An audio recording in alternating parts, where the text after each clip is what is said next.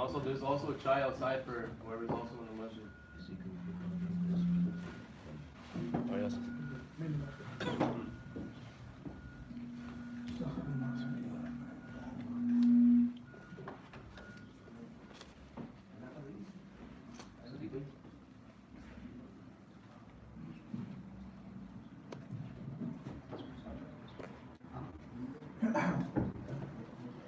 بسم الله الرحمن الرحيم الحمد لله رب العالمين والعاقبة للمتقين والصلاة والسلام على سيدنا مولانا محمد وعلى آله وأصحابه ومن تبعهم بإحسان إلى يوم الدين أما بعد. Dear respected brothers in Islam and sisters, today we will attempt to talk about Islamic parenting from the teachings in the Quran and Sunnah. And the reason why we are turning to the Quran and Sunnah is because we are blessed to have the Quran and Sunnah. As human beings, we are weak, feeble, forgetful. And if the entire mankind attempts to come together and tries to provide some kind of solutions, then what's going to happen, logically speaking, is that one human being will have an opinion, and that opinion would be cancelled out by another human being's opinion. So like this, you would continue for forever and forever. So long there is human involvement, there's going to be some room for improvement. As long as there's some kind of human involvement, there's going to be room for improvement, because as human beings, we are the creation of Allah subhanahu wa ta'ala. We are not fully capable of deciding these things on our own. So this is why we turn to wahi. This is why we turn to the revelation of Allah subhanahu wa ta'ala. And it's divine guidance. This is what wahi is. Right? It's divine guidance. Allah subhanahu wa ta'ala guiding us on how we need to do things. Allah subhanahu wa ta'ala guiding us how to pray. Allah subhanahu wa ta'ala guiding us on how to treat our neighbors. Allah subhanahu wa ta'ala guiding us on how to help those in need locally, nationally, internationally, etc. So as human beings, no matter how much progress we make personally, at a personal level, we always need to humble ourselves and resort back to the revelation, wahi. We need revelation. We need wahi. We simply cannot come up with solutions by ourselves. And there are countless books, courses, classes, articles, and videos, and talks that talk about parenting. And for argument's sake, if they're man-made per se, then there is going to be some kind of shortcoming. Which is why we need divine revelation. We need divine guidance. And we have that solution in front of us in the shape of the Quran and Sunnah. The Quran and Sunnah has all the solutions to all our problems. It's just a matter of finding the answers. I said this last night in one of my programs, that just because we don't have the answer does not mean the answer does not exist. Just because we develop, some of us may develop a mentality of Mr. Know-it-all. Right? That does not mean that the answer does not exist. The answer is there. It's somewhere in the Quran, it's somewhere in the Sunnah, the Ahadith, the Asar of Sahaba, etc. It's there somewhere. It's just a matter of finding the answer. It's there. And the disconnect between us and being able to find the answer is having sound knowledge.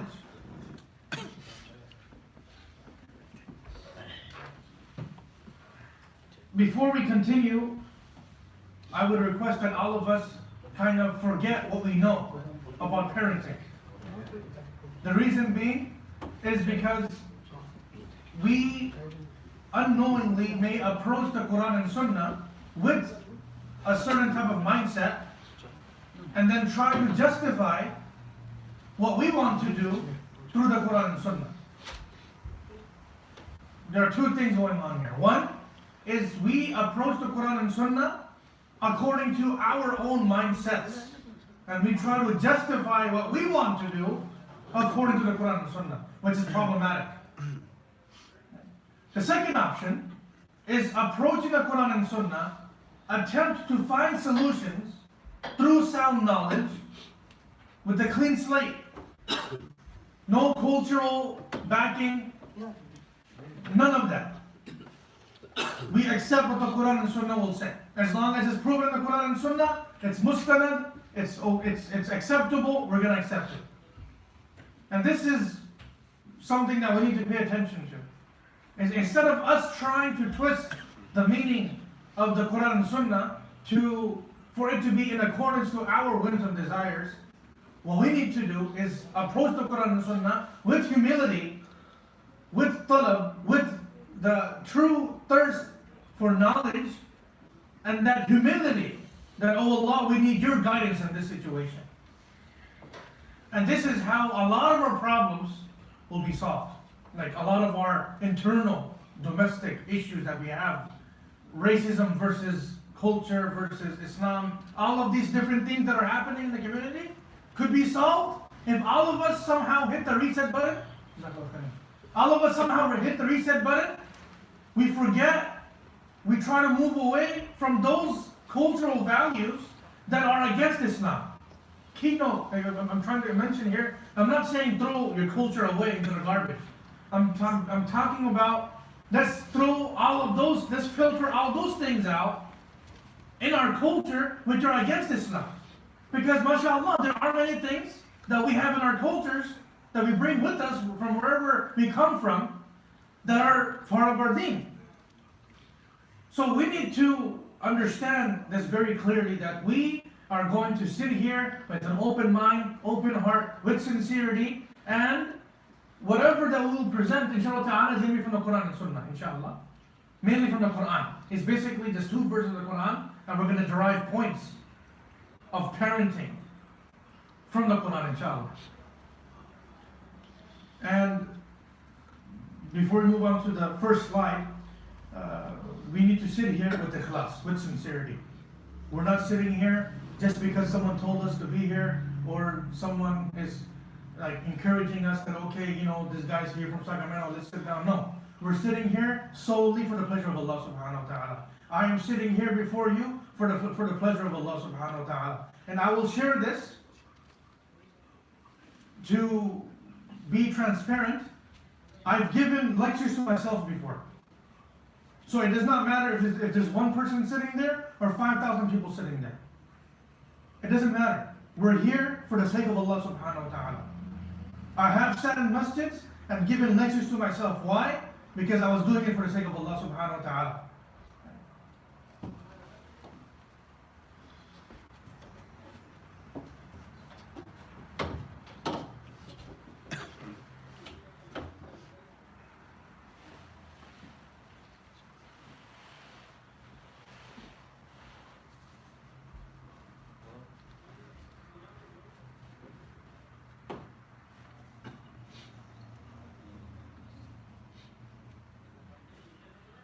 So, when it comes to Islamic parenting, keyword Islamic parenting, because we do have our cultural values that we grew up with, that we were raised with, and then unknowingly we are passing those values on to the next generation, and then we may face challenges, right?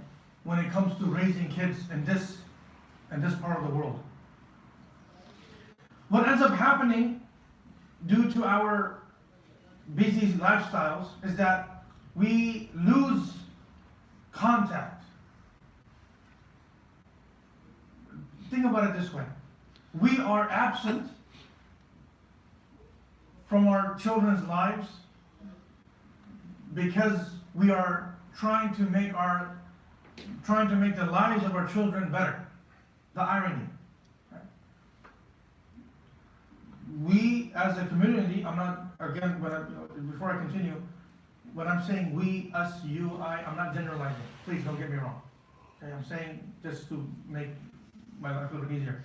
We may be absent from our child's lives while working so hard, putting in, Allah knows, 40, 50, 60-hour work hours during the week for our children, but in the process we are absent. So we're kind of defeating the purpose here. Right? We're putting in all this effort to raise our kids. We're focusing on everything else, but we may be absent in their lives, like from their lives. So what we need to do is be mindful of Quranic advices. And inshallah ta'ala, what we need to kind of realize is develop this mentality that when we come across a situation, we want to learn something about how we need to do something with our lives, our business, families, etc. Develop this habit of approaching the Quran. Find out from a Muslim alim, find out from a qualified scholar of deen what the Quran has to say about this issue, what the Sunnah has to say about this issue. And this is a good habit, because whenever we come across a situation, and we will continuously learn what is the correct way of addressing these issues, inshallah. So, the verse that I will attempt to break down in different pieces and then derive points from is a famous verse of the Quran in Surah Al-Luqman, where Allah subhanahu wa ta'ala quotes Luqman Hakim, rahimahullah, when he was advising his son. So this one verse teaches us a lot, and it's just a matter of breaking it down accordingly and deriving points from what we have going on in this one verse. Speaking of Luqman Hakim, rahimahullah, and I'm using the word or the terminology of rahimahullah because scholars are of the opinion that he was not a scholar, he was not a prophet, he was a pious man, and he was a pious, learned man, a wise man, and so much so that Allah subhanahu wa ta'ala quoted his advices to his children, to his son, and on top of that, dedicated a chapter of the Quran to Luqman rahimahullah, and which will be recited until the Day of Judgment.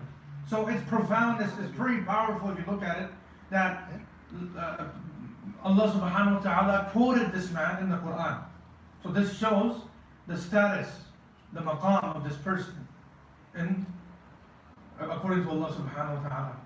So when we begin to dissect this verse and to begin to derive points from this verse, inshallah, is number one, وَإِذْ قَالَ لُقْمَانُ, and when Luqman said.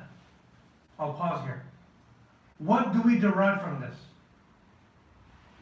What we derive from this, number one, is the fact that Luqman, who was a pious man, busy man, dedicated his life to knowledge, serving the creation of Allah subhanahu wa ta'ala, and had all of his obligations. The lesson we derive from this part of the verse is he would take out time for his children. Logically speaking, you won't be able to address your child if you're not taking out time for your child, right? So وَإِذْ قَالَ لُقْمَانُ, and when Luqman said, proves that he would take out time for his children. And I pointed, and I referred to this, I pointed in this direction a few minutes ago, that we need to make sure that we are not losing our children in the process of earning for our children. The irony of losing contact with our children.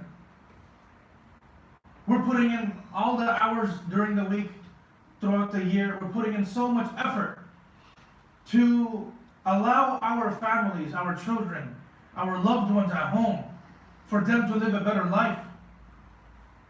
And all of us have these amazing values, mashallah. But I just want to point towards this point in this direction, that no matter how busy we may claim to be, it is our responsibility that we take out time for our children. You know, there are many incidents and stories where this one child, for example, I read somewhere, would ask for an allowance from his dad, like $1 a day or whatever the equivalent was in that part of the world. And this child was yearning the attention of his father. So this child wants his dad to spend time with him. So he then asks his dad one day, "Dad, how much do you get paid at work?" So the father says, "Oh, my son, I get paid $35 an hour, $45 an hour, $20 an hour," whatever the rate was. So that child, what he does, he collects money and sits his dad once. He collects the money that his dad is giving him and tries to pay his dad for 1 hour. "Dad, you're being paid $45 an hour? Here, take $45 from me and spend 1 hour with me." Right? When I talk to many youngsters, this is again one of those issues that tears me up on the inside, where we have this challenge. According to some cultures, it's normal for the father and son not to have any kind of communication. It's absolutely normal. The son is expected to grow up as a perfect human being without any kind of mentorship from the father. How does that even work? That may have worked back home because there was an uncle, paternal, maternal, and Imam of the masjid. All of those support structures were there. That may have worked. In fact, I would argue that's un-Islamic. That is not the Islamic way of raising kids. That the definition of piety is always being angry and serious and not ever cracking a joke with one's child or even asking the child how he's doing or how she's doing. So let's not forget the aspect of spending time with our kids. Spending time with our kids is absolutely important. And when we talk about spending time with kids, I'm talking about spending quality time with kids. Because our definition of spending time with kids by saying, "My son, did you do your homework?" "Yes, I did." And then we continue. Right? The child's business, the child's responsibilities. "Did you do your homework?" "Yes." And then we don't even commend, "Oh, good job, mashallah." Why? Because it's against our manhood to do so, right? According to our culture, to show your soft side to your children makes you lesser of a man, according to some cultures, right? Now, if that child didn't do his homework, I'll give you like one typical example. Then, without any consideration, just, like sometimes, without any consideration, we may even scold the child without even noticing where we are. Are we scolding this child in front of his or her siblings? Are we scolding this child in front of everybody in the masjid? Are we scolding this child in front of his peers or her peers? Are we directly hurting this child's self-esteem? Are we traumatizing this child? Without any consideration. So even when we reach out to our child, chances are it's strictly business, and then we pull back out and then move on with our lives. When I'm talking about spending time with kids, I'm talking about putting our phones down, putting our phones face down, in fact, throw it in the corner. Right? Yes, last night, 2 of my sessions, I literally had everybody, including all the adults, bring their phones up and put them upside, like face down, just for me to have everyone's attention. So when I'm talking about spending time with kids, I can't emphasize enough. We need to spend time with our kids. And this is derived from this part of the verse. Addressing our children, talking to kids, not just limiting it to business. Ask the child, "How are you feeling? How are you doing? Are you being bullied?" What kind of emotions are you going through? You're going through some changes in your life. How is it affecting you? Do you need some help? Do you have some kind of peer pressure? Do you have people at school that are trying to get you into some dumb stuff? What kind of friends do you have? Instead of us trying to suppress and keep our kids away from fitan, from trials and tribulations, instead of forcing our kids down like a spring and keeping them away from everything that is out there, what we need to do is educate them for them to make their own choices. So one is to paint a picture in their minds by cutting them off and then making them socially awkward. Right? And one is to educate them that, oh, my son or my daughter, this is the way it is. You will need to make the choice that's going to be right. I've seen so many children, I've come across many situations where youth, they literally run away from home because they can't take it anymore. They can't take the pressure that mom and dad is constantly breathing down their necks. There's no aspect of freedom. I'm not saying that, okay, let your kids go, but what I'm trying to say is educate our kids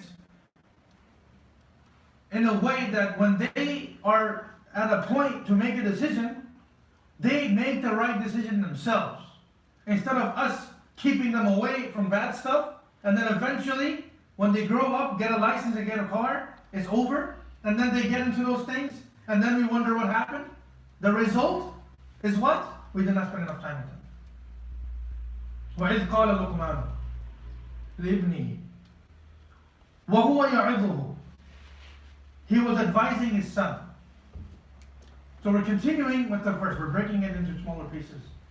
So إِذْ قَالَ لُقْمَانُ لِابْنِهِ. When Luqman alayhi salam, rahimahullah, he was spending time with his kid, with his children. So point number one, spending time with children. Point number two, when we spend time with our children, وَهُوَ يَعِظُهُ.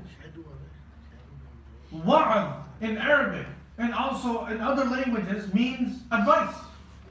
Wa'id, a person who gives advice. So when we are spending time with our children, don't limit it to just business. Did you do your homework?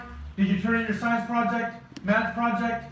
Or I heard you got in trouble. Why? Just reaching out only when the child is in trouble, for example. No, when we spend time with our kids, وَهُوَ يَعِظُهُ.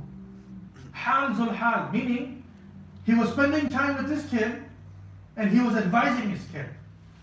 And you and I, as parents, need to take out the time to advise our children. Because when we're not going to do it, they are going through these changes. And this is another problem that we have. We forgot what we went through 30, 40 years ago. We forgot that we went through these phases of yearning for attention. So when this young man or young woman is growing up, it's natural to yearn for attention, to belong, to fit in somewhere. And when we are going to live our lives full of ironies by being absent because we're earning money for them, as if that's the best thing we could do, is simply just earn money and have a job that provides benefits, medical benefits, and our definition of well-being is money and benefits, while forgetting everything else that exists. What happens? We are unable to advise them. How can we advise someone if we're absent? And I'm telling you, we all know this. We're all grown men. All of us I'm seeing are all, mashallah, people with a lot of years of experience. You can't just sit down with anybody and expect that person to open up just within 5 minutes. It takes years to build trust. The brothers and sisters here that are sitting here, you as a community understand what I'm saying. It takes years to build bridges of trust, to develop, to open these lines of communication. And then you're able to pass messages across. It's not simply sit down, okay, let's get this done. No, it doesn't work that way. As human beings, we have emotions. And it's normal to have emotions as human beings. Another challenge that we have in society, I'll digress for a few milliseconds, is that we live in a society as if it's frowned upon for men to express their emotions. As if it's frowned upon for men to cry. Holy men cry in front of Allah. Sahaba Karam used to cry when they would make dua to Allah subhanahu wa ta'ala. Rasulullah sallallahu alayhi wa sallam would cry when he would make dua to Allah subhanahu wa ta'ala. I'm not saying cry when you're facing challenges like a little child and wailing and screaming. I'm not talking about that. I'm talking about expressing our emotions to Allah. It's foolish to express or to show our manhood, quote unquote, by refusing to shed a tear to Allah subhanahu wa ta'ala when we're faced with adversity. Rasulullah sallallahu alayhi wa sallam, Sahaba Kiram, Tabi'in, Tabi'in, and all our pious predecessors until today, how they get their problems fixed is by crying during tahajjud. But we live in a society where as if it's frowned upon for a man to ever shed a tear. We are emotional beings. Allah subhanahu wa ta'ala has created us that way. And it's okay to express our emotions sometimes. So the way our children will be willing to be receptive to take advice from us is by developing that trust.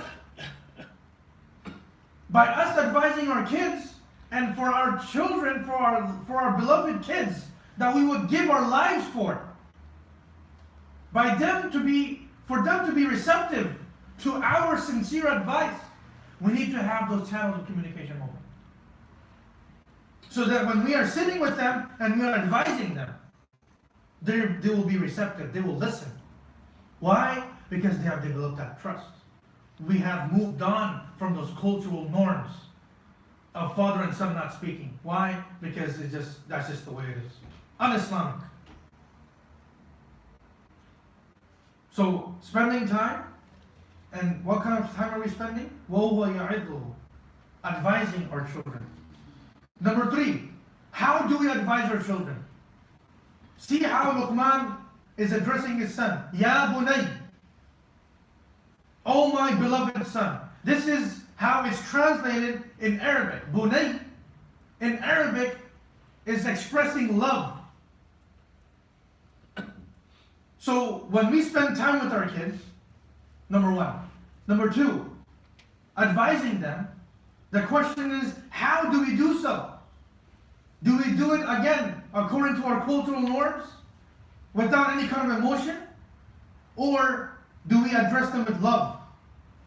Because Islam teaches us to address them with love. It may be against our culture to show love to our sons and our daughters. But in Islam, Ya Bunay is quoted in the Quran for a reason. Oh my beloved son.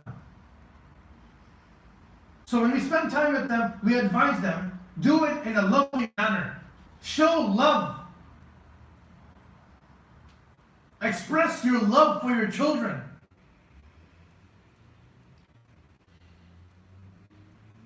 Express your love for people, generally in life. Some of us belong to a culture, or in other words, there are cultures out there where the husband never expresses his love to his wife. Never. Like, the man never says, I love you, to his wife. And the vice versa. Like, the opposite is also true. Decades go by, and the wife never says, I love you to the husband. That's not Islam. So expressing love for someone, by telling someone, I love you for the sake of Allah. The Sahaba would do this. Rasulullah sallallahu alaihi wasallam would express his love for people.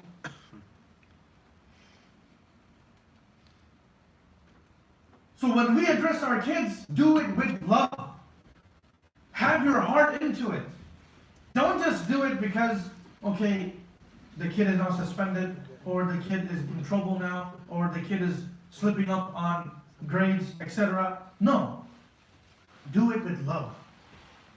Let it not be, and pay attention please, let it not be that we're not sitting down with our kids every time or only when they get in trouble. Because what's going to happen is they will subconsciously understand that every time dad wants to talk to me, it's because I've done something wrong.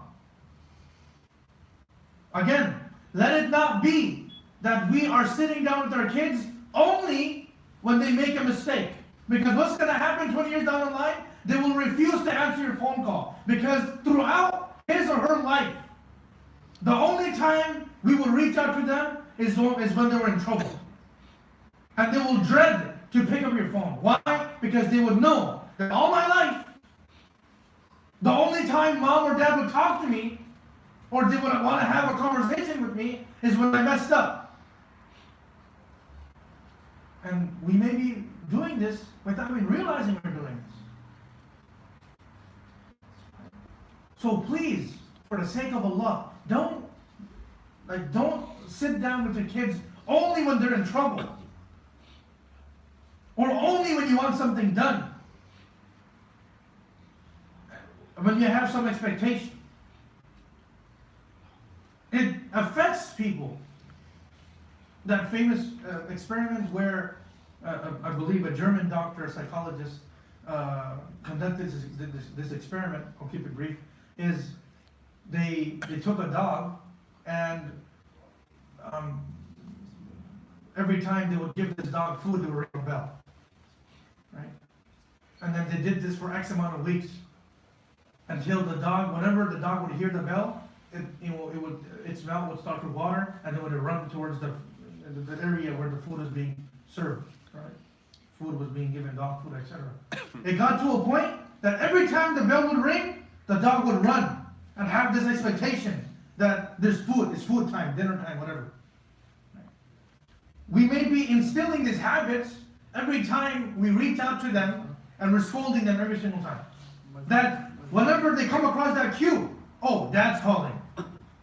Automatically, oh, I'm in trouble, or dad wants me to do something. And I'm telling you, it's not the right way of raising our kids. If the only time we're reaching out to our kids is either when they're in trouble or we want something done. Because I promise you, if this is already happening, that they're refusing to answer your calls, this may be the reason. So when we address our kids, do it with love. Another issue is we are friendly, crack jokes, laugh, and have have a good time with everybody else but our families. Outside of the home, we're the coolest person around. But when you go into the house, this happens. Like this right here. Right? Mr. Serious. Right? As if this is piety. All the time, this mean looking at everybody. For some reason, always. And I'm telling you, if we are living this kind of lifestyle, your kids see this. That dad was cracking a joke 5 minutes ago. And he's talking to me and going through the same motions again. Homework kiya ka nahi kiya? Did you do your homework? Right? Did you turn in your project? Right? Remember this wrinkles on the forehead? Right? The ultimate desi thing to do. Right? Always serious attention, whatever. Wipe this off and have a conversation with your kids. It's not haram to crack a joke with your kids. It's not haram to have a light-hearted conversation with your kids. And a lot of youth are suffering this, I'm telling you. Right? A lot of our youth have not been given a platform to express their concerns. And I have this platform. I'm expressing the concerns of the youth that come to me from counseling. Whatever I'm telling you is directly or indirectly due to what youngsters, when they face challenges, and I'm sitting with them for X amount of hours, I'm giving you what they're going through. I'm not just speaking out of my pocket, that I'm just making things up. These are based on experiences. Ya bunay, address them with love. When we're doing so, la tushrik billah. Do not ascribe partners with Allah subhanahu wa ta'ala. So number one, speak with our kids. Spend time with them. Number two, when we do so, advise them. When we do so, how do we do it? Number three, ya bunayya, with love. Number four, when we're at that stage, we're at that phase, when we advise them, what do we advise them about? Are we advising them towards things that are going to benefit them only in this world? Or are we advising them towards things that are going to benefit them for this world and the hereafter as well? Because that matters, right? You could check off on all of these prerequisites of communication or parenthood, and what may happen is we get there and we're giving the wrong advice. It's possible. We may give the wrong advice. Last night, we had an open floor discussion with some youngsters, and we talked about racism. And you won't believe, I shared my opinion, my humble experience, that with me living with multiple ethnicities throughout my life, and even speaking a few languages, in my humble experience, I came across, and I honestly hope to God that this is not true. But in my very humble experience, I expressed that in my little experience of living with at least 6, 7 different types of people in my life, and speaking the languages too, is that every ethnicity thinks they're the best. Deep down inside, there is some seed or some root of racism, of ta'assub, nationalism, that I am better than the next person because of my skin color, or my race, or the language that I speak. Or even two people may belong from the same country.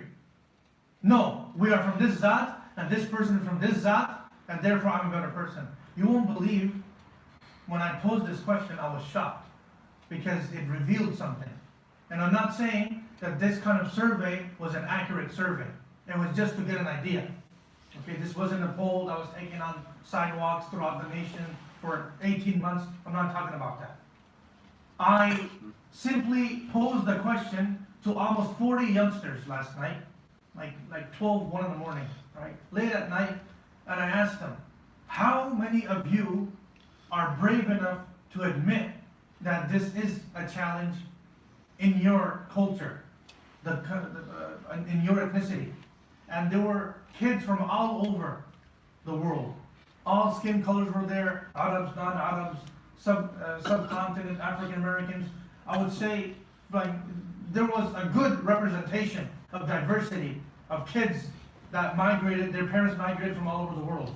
And you won't believe that almost every student, almost every child, almost every young man raised a hand and admitted that yes, these values do exist in my culture. That yes, I am being raised with such values that makes me believe that I'm being programmed to believe that I am better than the next person because of my ethnicity. Now, if we want to admit it, accept it, it's totally up to us. But according to my humble observations, the languages that I speak, alhamdulillah, there are derogatory terms that every ethnicity has for every other ethnicity. So the reason why I'm bringing this here is unknowingly, we may be instilling ta'assub in our kids. Just an example of when we have the lines of communication open, when we're addressing them with all the prerequisites. What are we talking about? Are we talking about something haram, like racism, instilling racism in our kids? Or are we saying la tushrik billah? Advising them regarding those things that actually matter. La tushrik billah. Do not ascribe partners with Allah subhanahu wa ta'ala. There are 2 points we derive from this. Number one, instill tawheed, instill Islamic values. We learn from this that it is our responsibility as parents to educate our children. I said this before a few years ago at a masjid, and some parents were upset and they approached me after the program. Please don't take me wrong. Please, I'm asking you, brothers and sisters, please don't take me wrong when I'm about to make this statement. It is our individual responsibility to teach our kids Islam. Technically speaking, Hafiz Arif, right, the Imam here, he's doing us a favor by doing our job for us. It is our responsibility to raise our kids to instill Islamic values ourselves. I'm not saying quit, pull the plug on this program, whatever. I'm not saying that. It is our individual responsibility that we teach our kids fiqh, tariq, history, how to read the Quran, instill good akhlaq, adab, etc. All of these institutions throughout the Muslim world that are educating our kids for us at the grassroots level, keyword, grassroots level, they're doing us a favor. It is our responsibility as parents to do that. And when I said this before, I've had upset parents actually make the argument that Yaser, we pay them. We pay them and they do this for us. How can you say they're doing us a favor? I'm not even talking about money here. I'm talking about the responsibility of us being responsible to instill these qualities ourselves, directly and indirectly. Indirectly by showing them this is how you're supposed to be a Muslim. Not literally teaching them nifaq and hypocrisy. So many examples of music being played, dropping the kid off. When we get close to the masjid, turn the music off, drop the kids off, jaldi topi pehno, hijab pehno, right? Drop the kid off. What are we teaching our kids? And these are things we need to pay attention to. So when we advise our kids, instilling good qualities, instilling tawheed, Islamic education, our individual responsibility. And yes, that means we need to be educated enough ourselves in order for us to educate our kids. If we're unable to educate our kids about Islam, that with all due respect shows us how low we have stooped as a society, as Muslims, that we don't have enough Islamic knowledge, that we're unable to educate our kids regarding Islamic knowledge. That we have to rely on the masjid to educate our kids about tahara, wudu, ghusl, becoming baligh, and how to deal when something happens at school, etc. So that's number one. Number two, shirk is of two types. Shirk-i jali and shirk-i khafi. We talked about number one, instilling tawheed, instilling Islamic values ourselves. Second example, through shirk. The second type of shirk is ascribing partners with Allah subhanahu wa ta'ala in our intentions. So when we are advising our kids by spending time with them, advising them with love, and we're beyond talking about Islamic values, then talk about sincerity. Talk about being genuine. Talk about how you can be a good person. How not to be a two-faced person. How to be a genuine Muslim. Because I'm telling you, we all know it's hard to find genuine people these days. And please, I'm throwing these things out there. Please, I beg you, do not take me wrong. I'm not generalizing that all of us have. No, I'm saying generally speaking. Generally speaking, we may come across situations where we don't have many genuine people that we had before. People with values and ethics, morals, principles. So these are the type of things we need to instill within our kids. Don't expect Hafiz Arif Saab and everyone else here at IIT, NYM, that's gonna do this for us. It's individually our responsibility. And just because we pay somebody does not fully absolve us of our responsibility of raising our kids. In other words, we can't simply rely on outsourcing.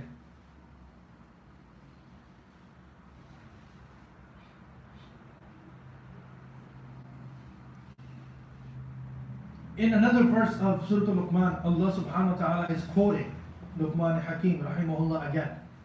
Ya bunayya, again addressing his son with love. Aqim as-salah, establish salah. Aqimis salah, establish salah. Now, this brings me to the point, if I have not established salah myself, what in the world makes me believe that my child will do the same? Remember, children don't do what you tell them. They do what they see you do. Again, children don't do what you tell them to do. You can tell them, there's countless examples. The father literally has a cigarette in his hand and huff it and puff it and tells his son, "Beta, ye kabhi mat karna." You do this and you throw the ash off and stuff, right? Standing there, outside of the house, my son, don't ever smoke. You really expect your child to listen? We, for example, are listening to music and we're saying, "Beta, you never listen to music." Really? You expect your kid to listen? Right? Remember, kids don't do what you tell them to do. They do what they see you do. When we talk about being concerned about our kids, and we want the best for our kids in this world and the hereafter, and logically speaking, the fact that we're sitting here is proof that we want the best for our kids. The fact that you're sitting here is an expression of your love for your children, that you are open to any resource available for you to do a better job as a parent. And I commend that. Don't be off for that, right? But there's one verse of the Quran that you may say is an amazing point that we derive from Surah Al-Kahf. The famous incident that took place between Musa and Zulqarnain. And the three incidents that took place in Surah Al-Kahf. One of them we know is that they dismantled or they semi-destroyed the ship or that boat so that the king would not take it. One of them was Zulqarnain, he took the life of a child. And then there's a lot of explanation behind it. One of them was what? They went to a village and against all odds, meaning the norm of the time was people would be shown hospitality. When visitors would come to a town or a village, they would have some level of hospitality. That was the norm. Okay, it was normal for people to, oh, you're a traveler from this part of the country? Oh, mashallah, my house is your house. Right? So they go into this town, they were refused hospitality, they're there against all odds, they're not welcome there, they're against all odds, and on top of all of that, they go in and they straighten the wall of 2 orphans under which there was a treasure. We know that. We know that. We've heard of this tafsir countless times. You have 2 men of Allah that are sent against all odds to fix a wall that belongs to 2 orphans, and under this wall there's a treasure. Because if this wall would fall, then people would just take the treasure of these orphans, and then these orphans' financial security would be gone. Fast forward into the chapter when Zulqarnain is expressing or is sharing the reasoning behind why he did each of those things. When it comes to the point I'm trying to make here, when it comes to strengthening that, by fixing that wall against all odds, what happens is Allah subhanahu wa ta'ala is telling us in the Quran what Zulqarnain said to Musa. Because according to Musa alayhi salam, it did not make sense. What was said at that time? The reason was, وَكَانَ أَبُوهُمَا صَالِحًا. Their father was a pious man. What does that teach us? By us being pious, by us having piety, Allah subhanahu wa ta'ala will not only take care of the hereafter of our children, Allah subhanahu wa ta'ala will preserve and protect our kids in this world as well. Because the treasure was a worldly treasure. And Allah subhanahu wa ta'ala sent people to protect their worldly possessions. Imagine how much Allah subhanahu wa ta'ala protected them when it came to their deen. So if we're actually, from this point we derive, by us being pious and adopting piety and being good Muslims, Allah subhanahu wa ta'ala will preserve our children that way. Instead of us trying to preserve our kids our way through work, benefits, and that's it. No, adopt piety, be a good parent, be there, spend time with them, communicate with them, advise them, do it with love, and advise them of good things, teach them Islam yourself, instill good qualities of human ethics and human traits. And Allah subhanahu wa ta'ala will protect them in this world and the hereafter. May Allah subhanahu wa ta'ala bless us all. May Allah subhanahu wa ta'ala accept everyone for coming here. Allah bless everyone on this Sunday afternoon. Everyone sat here, and forgive me if I came across too harsh in certain situations, but honestly, these are the opportunities that we get. And wallahi, I love everyone for the sake of Allah subhanahu wa ta'ala. No personal grudge against anybody, but I just wanted to share those points. Yes, brother.